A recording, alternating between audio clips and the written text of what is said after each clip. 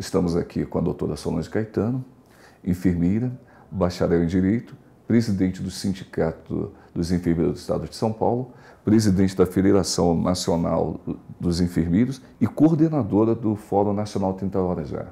Tudo bem, Solange? Tudo bem, Marcelo. Então, o tema em discussão hoje é assédio moral.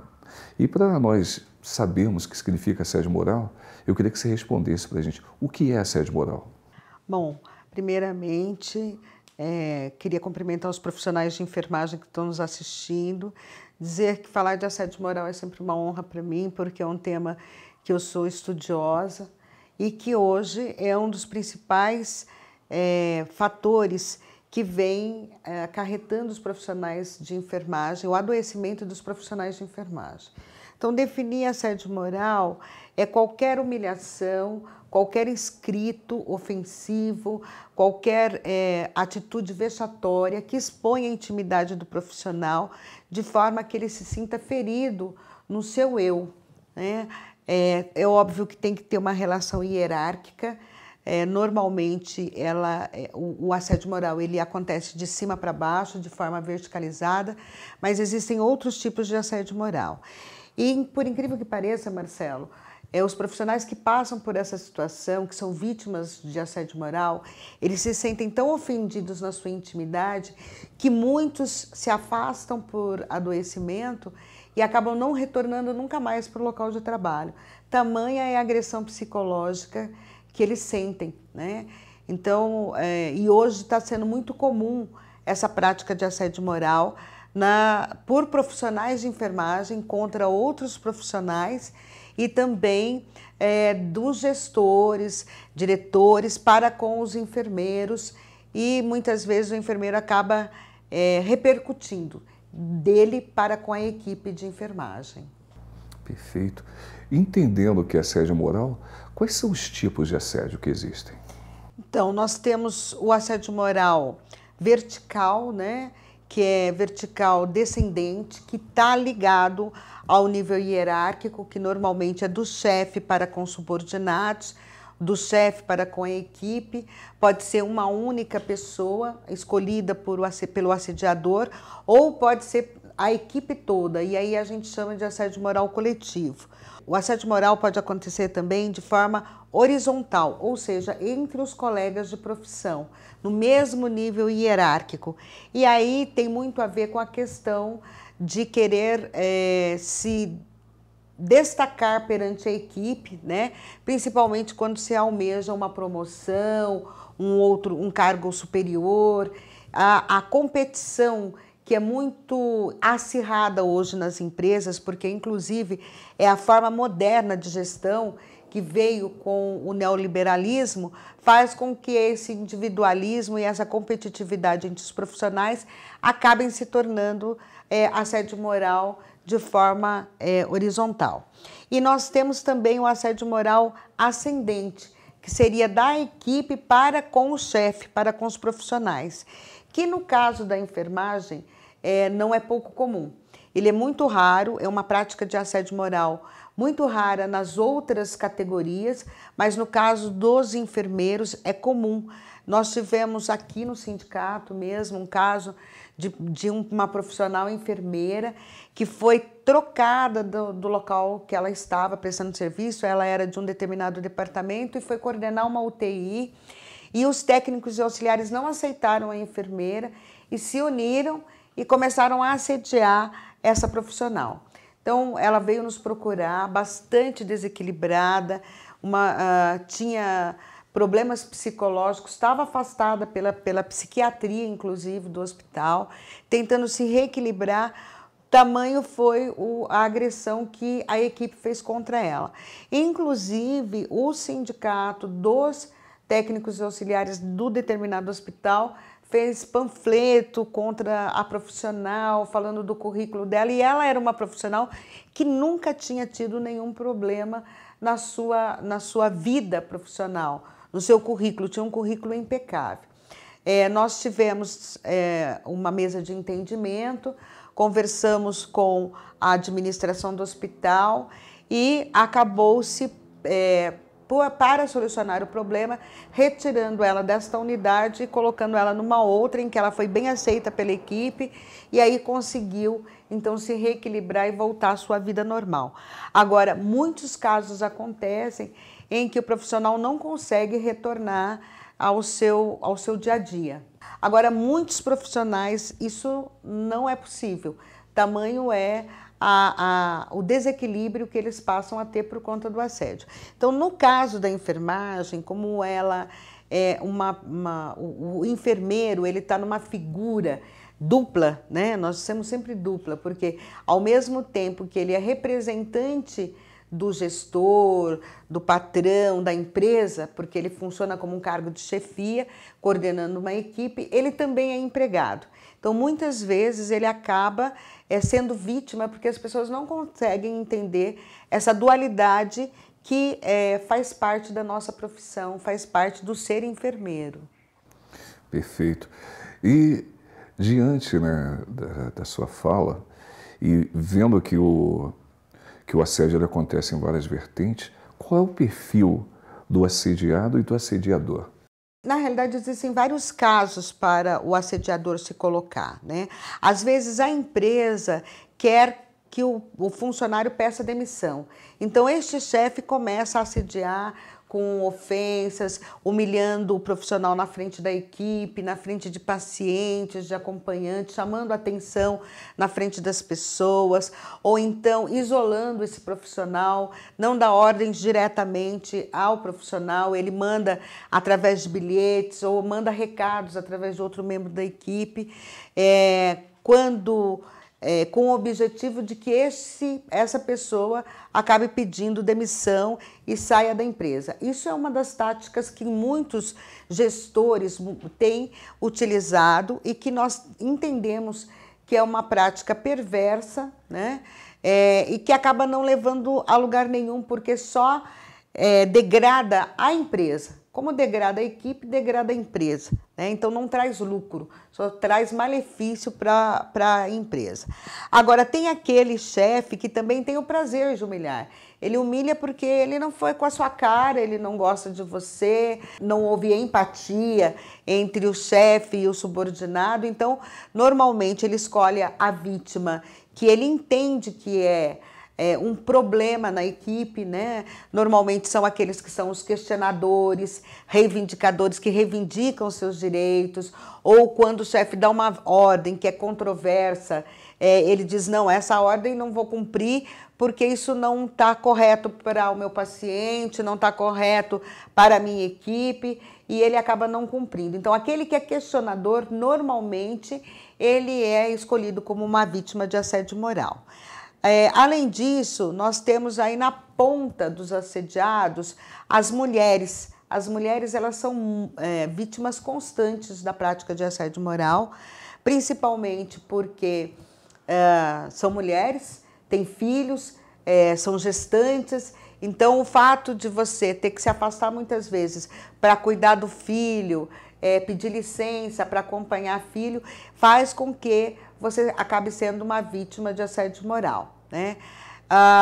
Os adoecidos do trabalho ou que têm muito afastamento, acidente de trabalho, também são vítimas de assédio moral constantemente, porque eles estão de licença. Então, passa-se para a equipe, inclusive, que ele é o grande culpado da equipe não funcionar bem. O assediador, ele passa isso para a equipe.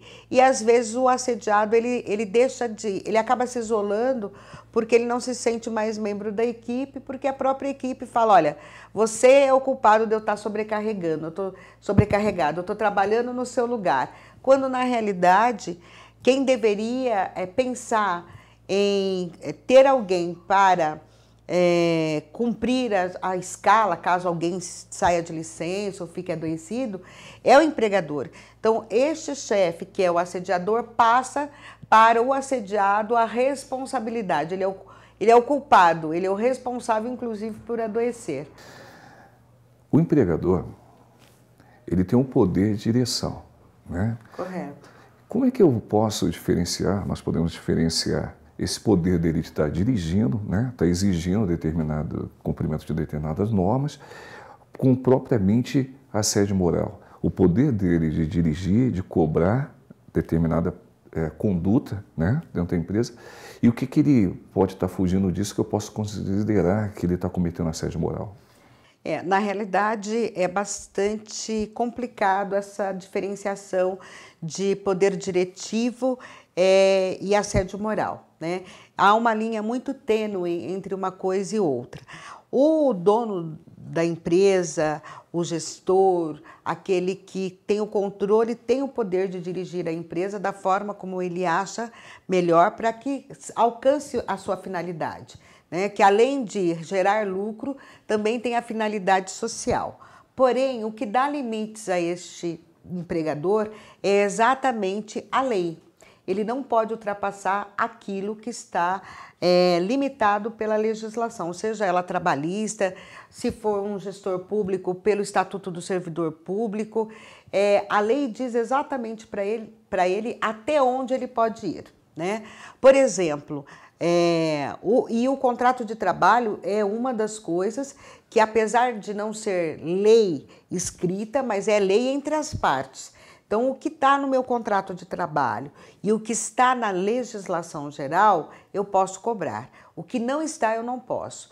Eu posso exigir, por exemplo, do profissional que ele participe de cursos, de treinamentos dentro do horário de serviço dele, mas eu não posso exigir que ele participe de treinamentos em horários em que ele deveria estar na sua casa ou em outro emprego, fora do seu horário de trabalho. Porque daí, se essa prática for constante, eu posso considerá-la como uma prática de assédio moral, né? A questão da revista, por exemplo, né, que muitas vezes acontece nos hospitais. Eu posso fazer revista na entrada e saída dos profissionais, mas eu não posso, por exemplo, fazer revista íntima.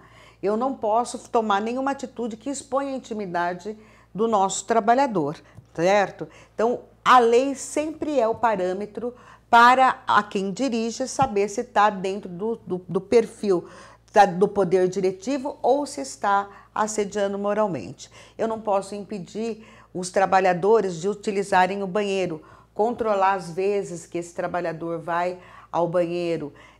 Eu não posso impedir que o trabalhador realize o seu horário de almoço se a legislação diz que ele tem 1 hora de descanso, de intervalo para refeição ou descanso. Então, eu não posso impedir que ele saia neste horário para almoçar ou para descansar fora do local de trabalho, porque senão eu vou estar, sim, assediando. Então, a gente sempre coloca bastante exemplo, que é para as pessoas terem noção do que significa o poder diretivo. Agora, eu posso cobrar horários, né? Horário de entrada, horário de saída. Eu posso cobrar uniforme, se o uso de uniforme, se estiver instituído, se fornecer uniforme estiver instituído no contrato de trabalho.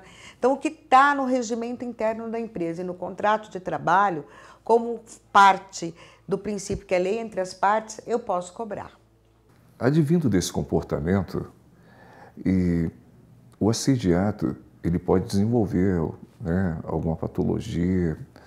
E dentro dessas patologias, o que você pode dizer assim, quais são os males que o assédio moral ele pode causar? Olha, são inúmeros os males que o assédio moral pode causar. Ele começa normalmente com uma apatia, o profissional vai se isolando, não fica mais em contato com o grupo, procura conversar o menos possível com a equipe, não se dirige ao chefe, começa a se sentir culpado pelo assédio moral, ele acha que ele é o grande culpado e procura dar mais do que ele pode, né? Trabalhar mais, se desdobrar, porque ele entende que o fato dele trabalhar mais pode resolver o problema. E isso acaba muitas vezes levando ele a um desgaste maior, a uma sobrecarga maior, a um estresse muito maior, né? A partir daí, quanto mais assediado ele quanto pioram as práticas, ele vai tendo problemas de sono. Muitas vezes, ou ele quer dormir demais para não ter que ir trabalhar, para não se defrontar com o assediador, né? Não sentir o assédio moral, ou então ele tem períodos de insônia em que ele perde o sono completamente, não consegue dormir, não consegue descansar e acaba indo trabalhar como se tivesse trabalhado por horas, né? Mais cansado ainda. As doenças pré-existentes, hipertensão, diabetes, acabam se agravando e não tem sido pouco comum profissionais fazerem referência à utilização de uso de drogas lícitas e numa fase mais tardia do assédio moral, drogas ilícitas também. E nesse último período, nós tivemos aqui no sindicato vários casos de enfermeiros que nos procuraram, que já tinham tentado suicídio, né? E tivemos alguns casos pelo Brasil e aqui em São Paulo também, de profissionais que se suicidaram por conta da prática do assédio moral. Como é que a gente sabe que foi por conta disso? Porque eles, inclusive, deixaram cartas escritas dizendo que estavam se suicidando porque não aguentavam mais a ser submetido a essa prática tão cruel que é o assédio moral e que muitas vezes é praticada por colegas nossos de profissão, né? Por membros da nossa equipe de enfermagem e que nós entendemos ser inadmissível que nós, que cuidamos da saúde de outras pessoas, né, não tenhamos esse cuidado entre nós mesmos da equipe profissionais de enfermagem. Esse profissional, ele se sentindo assediado, né? Como é que ele deve agir? A quem ele deve recorrer nesse caso? Olha, a primeira coisa que o profissional deve fazer ele tem que denunciar. Ele não pode ficar com isso guardado para si, ele tem que conversar com a família, ele tem que conversar com os amigos, expor, falar, colocar para fora esse sentimento que vai corroendo ele por dentro. A segunda coisa é que ele procure gravar, quando tiver conversa, quando estiver com o assediador, que ele procure sempre gravar as conversas. Se não for possível, que sempre tenha uma testemunha junto. Procure não ficar sozinho com o assediador.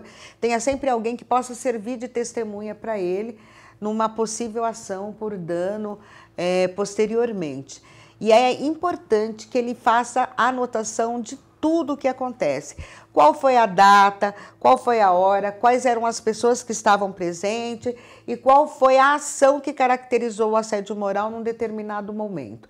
Isso vai servir de subsídios para eles fazer ingressar com uma ação posteriormente ou até usar como uma defesa sua.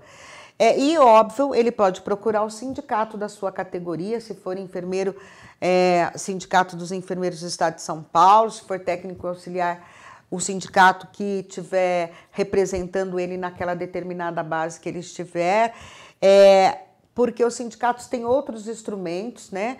Como, por exemplo, procurar a Delegacia Regional do Trabalho, uma mesa de entendimento feita pelo sindicato direto com o empregador, com a mediação do Ministério do Trabalho e Emprego, para tentar resolver a questão e colocar esse profissional novamente num local em que ele se sinta bem recebido, que ele possa desempenhar suas funções profissionais de forma capaz, né, com qualidade, que é o que normalmente esses profissionais têm muita qualidade na sua assistência, e acabar com a questão do assédio moral. E, por último, se a empresa achar por bem, inclusive, demitir o assediador, porque não dá para trabalhar numa empresa com esse tipo de prática que não é lucrativa para ninguém, nem para o empregador, nem para o profissional e muito menos para os pacientes que nós assistimos, que vai ter assistência de um profissional desgastado por conta do assédio moral. Eu agradeço à doutora Solange pelos esclarecimentos, pelas dúvidas, né, que foram tiradas e queremos contar, né, numa próxima oportunidade, outros temas que sejam pertinentes, que possamos, né, mais uma vez, estarmos aqui juntos para podermos trazer essa contribuição para a nossa categoria. Obrigado. Eu que agradeço, Marcelo, agradeço aos profissionais de enfermagem que estão nos assistindo pela paciência, né? Mas também lembrando que o assédio moral é um tema bastante importante, que está aí à tona, que está borbulhando na nossa categoria, que é preciso que os profissionais leiam mais, se aprofundem para nem serem assediadores e nem se deixarem ser assediados. Dizer que o que precisarem pode contar comigo, eu estou sempre à disposição, para mim é uma honra falar sobre esse assunto, e que o Sindicato dos Enfermeiros também está preparado para receber os profissionais que estejam passando por essa situação, que nos procurem, porque como presidente do sindicato, nós temos trabalhado essa questão do assédio moral e muitas vezes o enfermeiro está sendo vítima de assédio moral e acaba não procurando a entidade que o representa. Quero lembrar aqui que a entidade que foi constituída para defender o trabalhador é o sindicato. Portanto, estamos à disposição para debater a questão do assédio moral, inclusive para ingressar com a ação pedindo danos morais para os profissionais que estiverem passando por essa situação. O sindicato está à disposição de vocês. E meu muito obrigada mais uma vez pela oportunidade de estar falando sobre esse assunto. Obrigada. Obrigada.